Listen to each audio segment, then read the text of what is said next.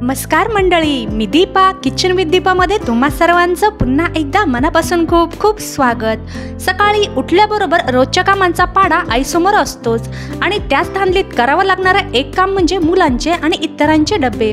हे आवडत नाही, ते आवडत नाही अशी मुलांची खाण्याच्या बाबतीतली हजार नाटकं असतात। त्यामुळे रोज मुलांना वेगळा डब्बा द्यायचा हा सगळ्याच मातांसमोरचा प्रश्न असतो। रुचकरही लागेल आणि पोषकही असेल असा डब्बा मुलांना कसा देता येईल हाच प्रत्येकाचा प्रयत्न असतो। आज मी मुलांच्या डब्यासाठी पोटभरीचा, रुचकर आणि पौष्टिक असलेला जाळीदार हा पदार्थ बनवते, तोही कच्च्या तांदळापासून। हा पदार्थ नाश्त्याला देखील बनवू शकता, अगदी पोटभरीचा हा पदार्थ आहे। हा तांदळाचा जाळीदार पदार्थ बनवण्यासाठी मी रात्रीच 1 वाटी तांदूळ पाण्यामध्ये भिजण्यास ठेवलेले होते। इथे मी रेशनचा तांदूळ वापरलेला आहे। हा तांदूळ स्वच्छ 2 ते 3 पाण्याने धुवून घ्यायचा आहे आणि नंतर स्वच्छ पाण्यामध्ये भिजण्यास ठेवायचा आहे। तुमच्याकडे जो तांदूळ असेल तो तुम्ही इथे घेऊ शकता। आता या तांदळातलं पाणी पूर्णपणे मी निथळून घेतलेलं आहे आणि पाणी पूर्णपणे निथळून घ्यायचं आहे, त्यासाठी इथे मी हा तांदूळ एका चाळणीमध्ये ठेवलेला आहे। आता या तांदळाचं एकदम बारीक असं वाटण तयार करून घ्यायचं आहे, त्यासाठी इथे मी मोठं मिक्सरचं भांडं घेतलेलं आहे। आता सर्व एकदाच हा तांदूळ मी मिक्सरमध्ये वाटून घेणार आहे। आता तांदूळ पूर्णपणे टाकून झाल्यावर यामध्ये मी थोड्याशा प्रमाणात पाणी टाकलेलं आहे। आता या तांदळाचं एकदम स्मूथ कन्सिस्टन्सीचं आपल्याला वाटण तयार करून घ्यायचं आहे आणि वाटण करताना पल्स मोडवर मिक्सर चालू बंद करत हा तांदूळ मस्तपैकी असं वाटून घ्यायचा। आणि या तांदळाचं वाटण करताना जर पाण्याचं प्रमाण कमी जास्त झालं तरीही चालेल, फक्त आपल्याला स्मूथ कन्सिस्टन्सीचं हे मिश्रण तयार करून घ्यायचं आहे। नंतर यामध्ये आपण भरपूर प्रमाणात पाणी टाकणारच आहोत। पहा, हा तांदूळ एकदम बारीक असा मी वाटून घेतलेला आहे। आता तांदळाचं हे मिश्रण मी एका मोठ्या भांड्यामध्ये काढून घेतलेलं आहे आणि मिक्सरच्या भांड्याला जे काही मिश्रण लागलेलं होतं त्या भांड्यामध्ये थोडंसं पाणी टाकून हे मिश्रण पुन्हा या भांड्यामध्ये मी टाकून दिलेलं आहे, जेणेकरून आपलं मिश्रण देखील वाया जाणार नाही। पुन्हा साधारण 1 ते 1.5 ग्लास पुन्हा पाणी यामध्ये मी ॲड केलेलं आहे। आता हे सर्व मिश्रण पूर्ण एकजीव करून घ्यायचं आहे। आता यामध्ये पाणी ॲड केल्यानंतर तुम्ही मिश्रण पाहू शकता, थोडंसं अजून घट्टसर आहे। जसं ताक असतं ना त्याच्यापेक्षा थोडंसं घट्टसर आपल्याला या मिश्रणाचं प्रमाण ठेवायचं आहे। आता हे पुन्हा यामध्ये मी थोड्याशा प्रमाणात पाणी ॲड करणार आहे। याचं मिश्रण एकदम पातळ असं ठेवायचं आहे। तर आज या कच्च्या तांदळापासून आपण मस्तपैकी जाळीदार आणि मऊ लुसलुशीत असे हे घावणे तयार करणार आहोत। आता या मिश्रणाची तुम्ही कन्सिस्टन्सी पाहिलीच आहे। आता सेम अशाच पद्धतीचं हे मिश्रण तयार करून घ्यायचं आहे आणि जर तुम्हाला अजून थोडंसं घट्टसर जर हे मिश्रण वाटलं तर यामध्ये थोडंसं अजून प्रमाणात पाणी ॲड करून हे मिश्रण पूर्णपणे एकजीव करून घ्यायचं। नंतर यामध्ये चवीपुरतं मीठ टाकून हे मीठ यामध्ये पूर्ण एकजीव करून घ्यायचं। याच्यापेक्षा जास्त यामध्ये काही साहित्य टाकायचं नाही। आता हेच घावणे बनवण्याच्या अगोदर या घावण्यासोबत खाण्यासाठी मस्तपैकी अशी ऑथेंटिक ओलं नारळाची चटणी देखील बनवायची आहे। ती चटणी आपण लगेचच बनवून घेऊयात। त्यासाठी हे मिश्रण आपण साधारण 2 ते 3 मिनिटांसाठी साईडला ठेवून देऊयात। आता सर्वात अगोदर ही चटणी बनवण्यासाठी इथे मी अर्धी वाटी ओल्या नारळाचे काप घेतलेले आहेत आणि जर ओलं नारळ नसेल तुमच्याकडे तर त्याऐवजी तुम्ही ते सुकं खोबरं वापरलं तरीही चालेल आणि जेवढं तुम्ही ओलं नारळ घेतलेलं आहे तेवढ्याच प्रमाणात इथे डाळवं घ्यायचं आहे। या दोन्हींचं प्रमाण सारखंच ठेवायचं आहे, जेणेकरून काय होतं ही चटणी खायला एकदम भन्नाट अशी लागते। 5 ते 6 हिरव्या मिरच्या घेतलेल्या आहेत। आता मिरचीचं प्रमाण तुम्ही तुमच्या अंदाजानुसार आवडीनुसार कमी जास्त करू शकता।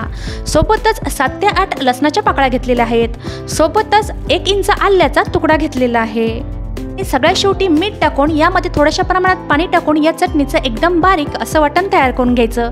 तुम्हाला पाहिजे तर तुम्ही इथे पाण्याच्या ऐवजी दही वापरलं तरीही चालेल। आता या चटणीचं मी घट्टसर आणि बारीक असं वाटण तयार करून घेतलेलं आहे।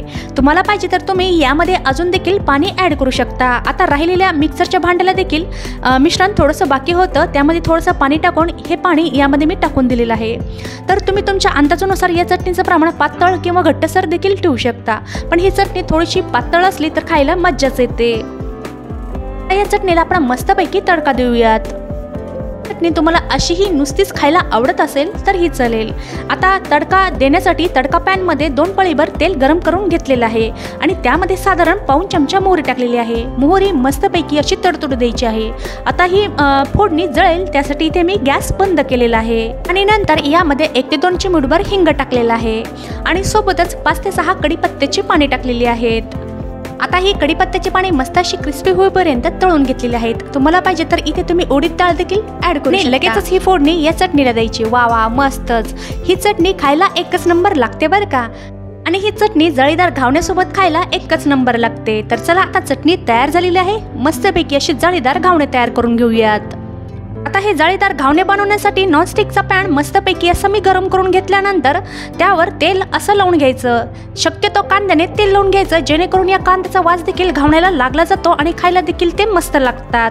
तांदळाचं मिश्रण पळीने बुडापासून ढवळून किंवा एखाद्या फुलपात्राने बुडापासून ढवळून हे मिश्रण तव्यावर असं सोडायचं।